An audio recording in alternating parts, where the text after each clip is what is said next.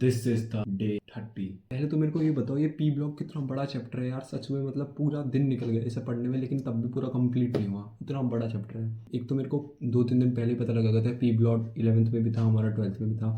मतलब मैंने 11th तो पास कर ली, लेकिन मेरे को ये पता नहीं कि 11th में भी पी ब्लॉक था। कोरोना वाला बच्चा हूँ मैं। मतलब कल रात मैंने सोने से पहले अपना पी ब्लॉक का लेक्चर पूरा डाउनलोड करके सोया था, और जो मैंने लेक्चर डाउनलोड करा था मतलब वो 2 साल पुराना लेक्चर था, और उसमें व्यूज़ भी ठीक ठाक थे। तो मैंने सोचा बढ़िया पढ़ाया होगा, 5 घंटे का लेक्चर था और सारा पी ब्लॉक हो जाएगा उसमें, आराम से देखूंगा कल बैठ के। लेकिन जब मैंने वो खोला, पहली बात तो मेरे को पता चला उसमें सिर्फ क्लास 12th वाला पी ब्लॉक है। फिर मैंने मतलब आधे घंटा देखा तो मेरे को पता लगा सर तो कुछ ज़्यादा ही डिटेल में पढ़ा रहे हैं। जो एनसीईआरटी में रिएक्शंस लिखी वो भी रिएक्शंस आए उसमें, तो शायद उन्होंने पुरानी एनसीईआरटी के हिसाब से पढ़ाया होगा। लेकिन मेरा दिमाग ख़राब हो गया उसमें, मैंने वो लेक्चर हटाया। फिर मैंने लेक्चर ढूंढना स्टार्ट किया, सच में उसमें मेरा 1 घंटा बीत गया। फिर मैंने जो लेक्चर खोला उसमें भी लिखा था full P block in one shot. फिर मैंने वो खोला, उसमें सिर्फ सर 11th का पी ब्लॉक करा रहे थे, और 11th का पी ब्लॉक भी 3 घंटे में सिर्फ सर ने silicon family boron family complete कराई। वो मैंने आधा देखा, फिर मैंने आधा किसी और लेक्चर से देखा। मतलब पूरा 11th का पी ब्लॉक खत्म करने में मेरे को रात हो गई पूरी, 12 बज गए, मतलब ऑलमोस्ट 11 बजे ख़त्म हो गया था पी ब्लॉक।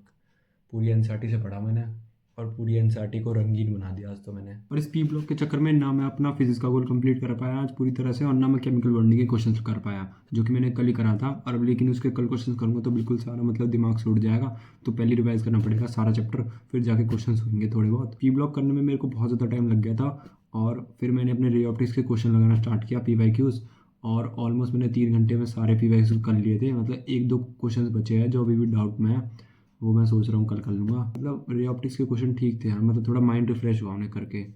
केमिस्ट्री पढ़ के थक गया था मैं सुबह से, वरना बायो हुई केमिस्ट्री की वजह से। अब मैं सोच रहा हूँ 11th की पी ब्लॉक इतना छोटा है, तब भी उसमें इतना ज़्यादा टाइम लग गया। कल मैं 12th का पी ब्लॉक करने का सोच रहा हूँ, और वो तो और ज़्यादा बड़ा है। लिटरली 12th की जो एनसीईआरटी है उसमें सबसे बड़ा चैप्टर पी ब्लॉक ही लगता है मुझे, पता नहीं कैसे होगा, और मैं पहली बार और पढ़ रहा हूँ वो, so it will take some time, जो कि नहीं है मेरे पास बिल्कुल भी। और अब लिटरली मेरा इतना ज़्यादा बैकलॉग हो चुका है, मतलब बैकलॉग इन द सेंस कि मेरे क्वेश्चन प्रैक्टिस बहुत सारे चैप्टर्स की बची है। लाइक फिजिक्स में मेरे वेव्स के बचे हैं, अभी वेव ऑप्टिक्स बचा है जिनकी क्वेश्चन प्रैक्टिस करनी है, और मॉडर्न फिजिक्स पूरा बचा है जिसका मुझे लेक्चर देखना है। मतलब उसमें से एटम्स मेरा हो गया है, न्यूक्लियर और सेमीकंडक्टर मेरे को पढ़ना है अभी। तो ये 2 चैप्टर्स मेरे बचे हैं फिजिक्स में, और केमिस्ट्री में मेरे केमिकल काइनेटिक्स के क्वेश्चन करने थे, वो भी आज नहीं हो पाया। और बायो का पेपर भी आ रहा है 21 तारीख को, तो उसके लिए भी पढ़ना पड़ेगा एनिमल किंगडम प्लांट किंगडम फिर से। तो पता नहीं क्या होने वाला है अगले 2 दिन में, मेरा तो माइंड फक हो चुका है लिटरली। परसों जो मेरा पेपर है मतलब उसमें सारे स्टार्टिंग के चैप्टर सारे यूनिट डायमेंशंस और some basic concepts of chemistry, तो मैंने कर तो रखे हैं, लेकिन उसका फिर से मुझे रिवाइज़ करना पड़ेगा सारा, और उसमें भी टाइम चाहिए। मतलब 2 दिन ही बचे हैं, तो अगर मैं कल अपना सिलेबस कंप्लीट करने में लगाता हूँ तो अगले दिन मुझे अपना सारा टेस्ट के लिए पढ़ने में देना पड़ेगा टाइम। सो करते हैं क्या सीन है, देखते हैं, बताऊँगा मैं आपको अगली वीडियो में।